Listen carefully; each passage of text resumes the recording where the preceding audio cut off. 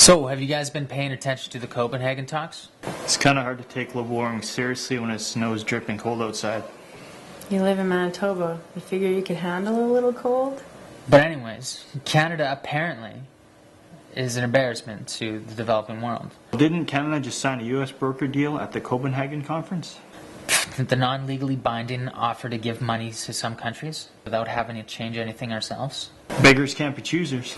I mean, if the temperature increases by 2 or the more likely 5 degrees, isn't that nothing but a benefit to us? Yeah, well, summer here is already pretty hot, and I'm not sure it's beneficial to have the rest of the world hate us. What do we need the rest of the world for? Small, diverse population? An abundance of every natural resource? Oh, and a 9,000 kilometer open border with the richest, most resource-consuming nation on the planet. But won't you be sad when all those poor coastal communities who can't afford secure levees or dams drown?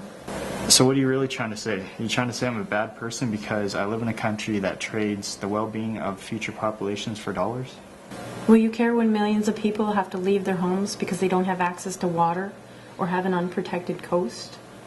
What are the peacekeeping Canadians going to do when more and more people start to realize that it's cheaper to buy guns and explosives than it is to put a country's climate on life support? People dying in Africa on TV, that's a burden I can easily ignore. But taxing me on my holiday flight to Mexico, now that's a burden I'm forced to confront. Now, why would I possibly pick the option that impacts me directly immediately? What exactly is the problem with putting a tax on carbon emissions? The problem? Look, the problem is if you do that, you just created a world government. If all the world started paying the same tax on the same thing, well, you just created something you won't be able to stop. Why didn't Al Gore run for president again? Why would he go and make a movie and start a media network? What?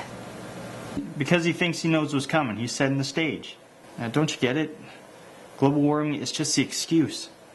I mean, sure, it's real, and sure, this would fix it, in theory. But they aim to fix it in a way that would give them more money to dole out. It's a goddamn French Revolution all over again. What Napoleon couldn't do by horse, musket, or cannon, these European democracies are trying to do by bribing the third world. You're insane. It's a bunch of elected officials and scientists trying to keep us from killing ourselves. Influence. It's all about influence.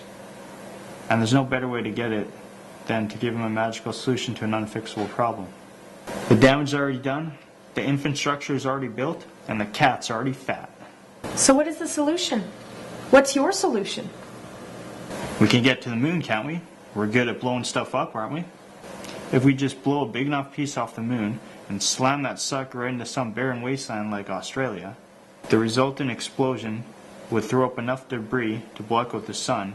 No sun, no heat. Yeah, that turned out real well for the dinosaurs. It's the only thing that we know that has significantly cooled the Earth before. Might be a little tricky to control, but that's what scientists are for. Well, I feel a whole lot better now, knowing that it's just going to take the destruction of Australia to solve our global warming. I think it's a pretty good compromise, to tell you the truth.